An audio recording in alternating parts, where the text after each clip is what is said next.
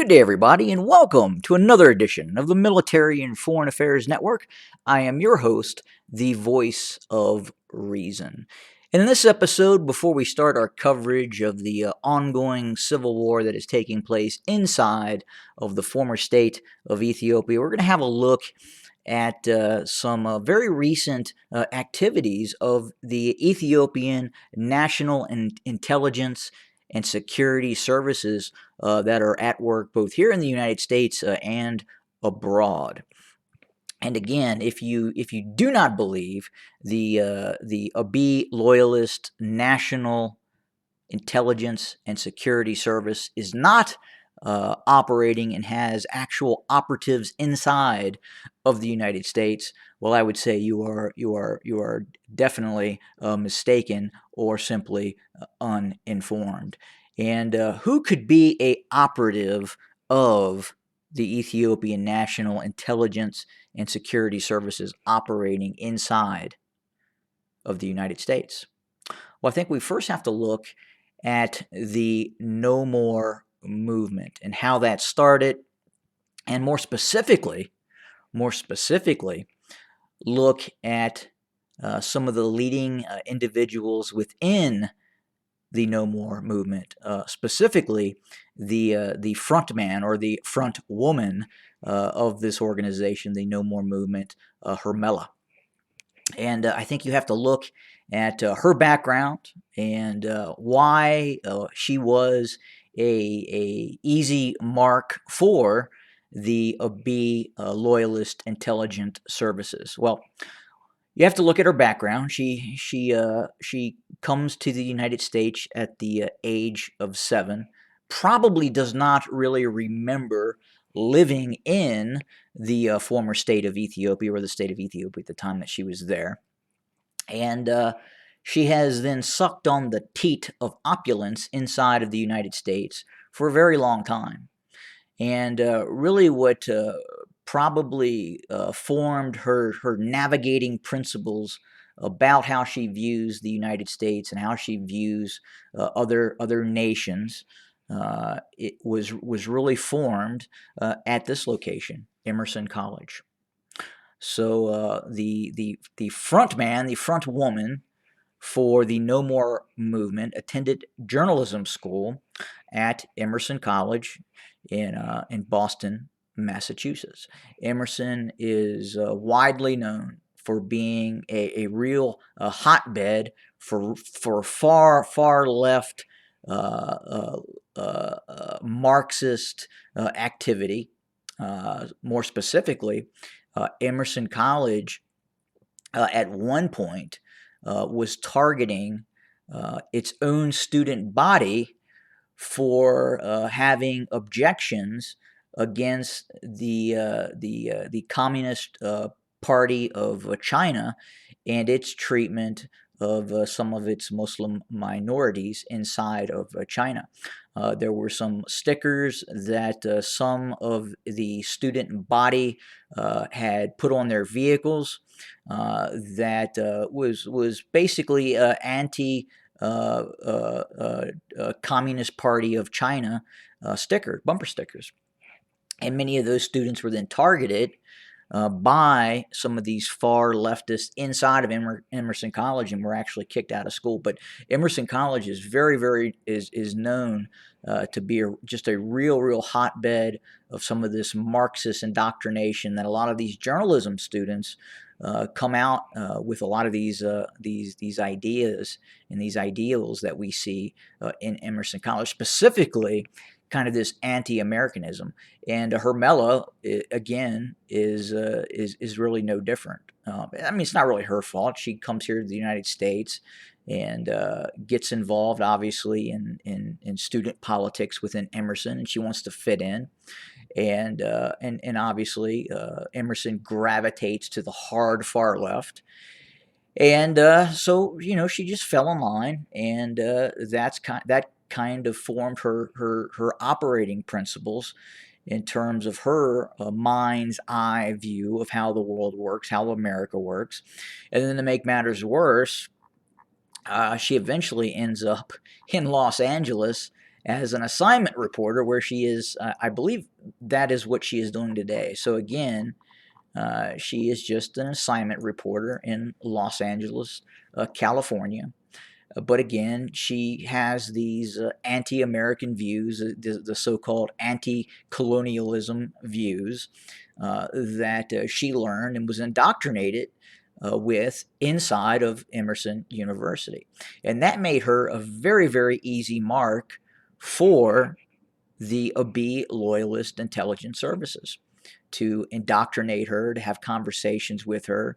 And they did it in a very interesting and smart manner that kind of really kind of keyed on the anti-Americanism, the so-called woke education that she received in Emerson, and obviously living in Los Angeles and being a Los Angeles assignment reporter. You can't help but gravitate towards that sort of ideology. If you want to fit in Hollywood, you really have to go to the far left. You really have to take on some of these ideas and views that are not necessarily aligned with what has actually occurred inside of the United States.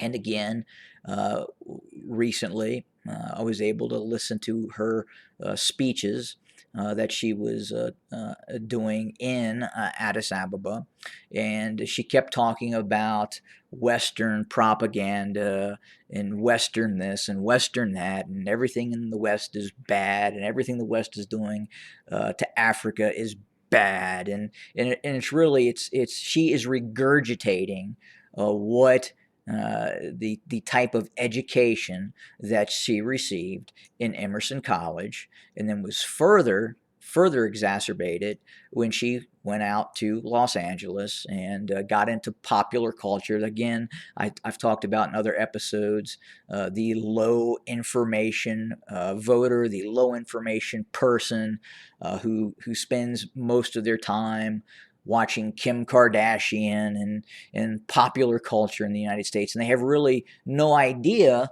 what is going on in other parts of the world. And that's really unfortunate. But obviously, the Isaias Afwerki, Abiy Ahmed intelligence agencies decided that they needed to do something to put a different spin on what was happening inside of the former state of Ethiopia. So they got their hooks into this Hermela and spouse their anti-colonialism, anti-American beliefs. We've been slowly watching the B loyalists slowly turn away from the West and go more towards the People's Republic of China and other authoritarian regimes throughout the world. And that is exactly what the belief system of Hermela, that is exactly what she learned in Emerson College, and has been reinforced in her day-to-day activities living in Los Angeles. So again, it's incredible hypocrisy. At the same time, it's very, very unfortunate that she has grown up here in the United States and was offered every benefit that the United States has to offer, and she gets into colleges, and then she turns on her own country, her adopted country of the United States. And then obviously, I'm sure she's being offered lucrative sums of money by the Ethiopian National Intelligence Services. But again, as we see with shows such as RT, Russia Today, that has that little excerpt at the bottom that this program is fully or 100% funded by the Russian government. Anytime there should be a no more speech or a no more video broadcast, they should stipulate at the bottom that this program is fully funded by the National Intelligence and Security Services of Ethiopia, because that is exactly who created this organization now operating inside of the United States. Again, they saw an opportunity to go after individuals who were inherently anti-American in nature, again, that had been indoctrinated in some of these far, far left anti-American schools. And again, do the research yourself. Emerson, even recently, again, was widely known for going after students who put anti-People's Republic of China bumper stickers on their car. Now, if those students would have put anti-American bumper stickers, like a burning flag bumper sticker on their car, that would have been completely fine. That would have been okay. But oh, wait a minute, you put a anti-communist, anti-People's Republic of China sticker on the back of your car. Well, you're up Shit's Creek without a paddle, then, my man, because they're going to attack you, and that's exactly the kind of things that we have seen out of the activities that we have seen out of Emerson College in targeting and encouraging some of those anti-American ideals. And again, unfortunately, the Ethiopian National Intelligence Services, the Abiy loyalists, were looking for a good mark that they could do the old anti-colonialism woke spin, and that would fit perfectly with Hermela's body of work in terms of where she is currently located at in Los Angeles. And again, anything anti-American, anything anti-conservative, or anything along those lines would fit very, very well in her activist career and continue to help her gain entry into Hollywood and other areas that she wanted to pursue in both the elitist media, the elitist Hollywood, far leftist Hollywood that currently exists in Hollywood in the United States right now. But again, you kind of see that. You can see that merging of an authoritarian state, such as the one now run by Isaias Afwerki and Abiy Ahmed. Again, all their political prisoners are being tossed into prison. And as a matter of fact, I believe, I could be mistaken on this, but I believe the No More movement was against the release of political prisoners in Ethiopia. So it's amazing how academia has converted many of these young people into authoritarianism, into anti-Americanism, and it's all done under the auspice of this woke anti-colonialism agenda, which again, it's just a method to turn people against their own states and their own countries. But again, I just wanted to cover that real quick. Again, if you're looking at the No More movement, it is a operation fully funded and operated by the Ethiopian National Intelligence Services. And again, unfortunately, they got their hooks into a young, impressionable person looking to continue their journey into Hollywood, into stardom. And even at a young age, we have documented reports where Hermela had idolized Oprah Winfrey and a lot of these Hollywood media elite, and that's where she wanted to go. And you have to have a certain ideology if you want to break into that crowd, and that is what has happened, unfortunately. So, what is happening inside of the former state of Ethiopia? The conflict continues. We are continuing to see the Tigrayan Defense Forces make progress in Western Tigray. Again, this is a multi-week, multi-month operation, as I had talked about before, but that operation continues. We also continue to see fighting take place near Abala. We continue to see back and forth raids with the Tigrayan Defense Forces operating near Abala and within Abala as well. And we continue to see some of these Afar regional militia forces also attempting to cross into the mountainous areas and attack some of the artillery positions that the Tigrayan Defense Forces have set up in the eastern Tigray region to prevent some of these marauding forces of the Afar regional militias from possibly pushing in to the Tigray region and possibly threatening sites closer to Mekelle. But again, we continue to see, I don't want to call it a lull in fighting, but it would definitely appear that at least on the surface, the Tigrayan Defense Forces continue to reconsolidate its forces. They continue to actively be under a full mobilization plan. And again, we may see some very, very significant and large-scale operations, specifically in Western Tigray at some point. I also had talked about some theoretical possibilities in terms of operations against the Eritrean army as well. But again, the collapse of the despotic regime in Eritrea would be a very, very quick way for quite possibly a change in governments in Eritrea. And obviously, the Tigrayan Defense Forces would then have the capability of utilizing some of those ports if, in fact, we were to get to that point. We continue to see the mobilization in the Afar region as well.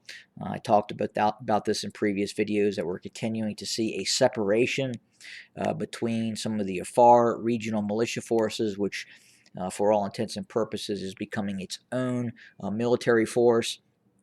And then we are also seeing the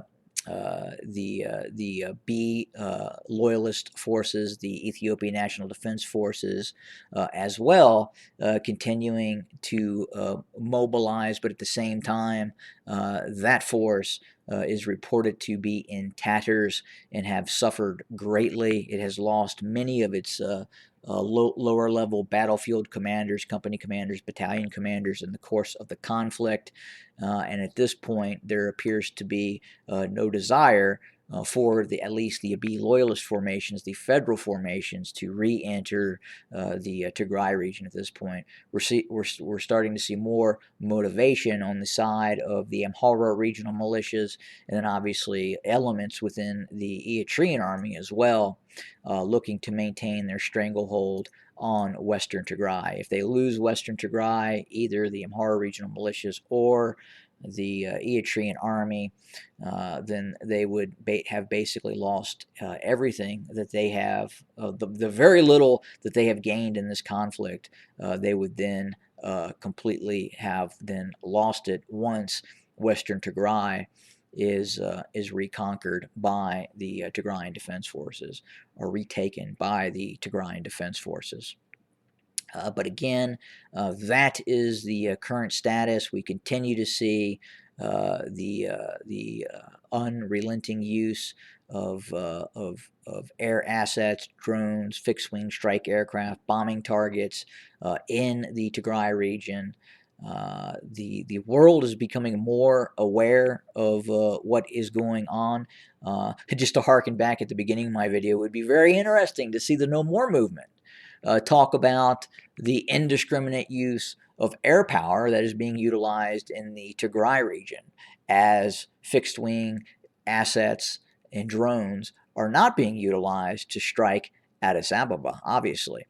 But I'm sure if Miss Hermela were to take a trip into the Tigray region and experience an Su-27 dropping several 500-pound bombs on a city and killing women and children, she might have a different thought process in life and the current activities of the intelligence agencies that she's a member of and or supports.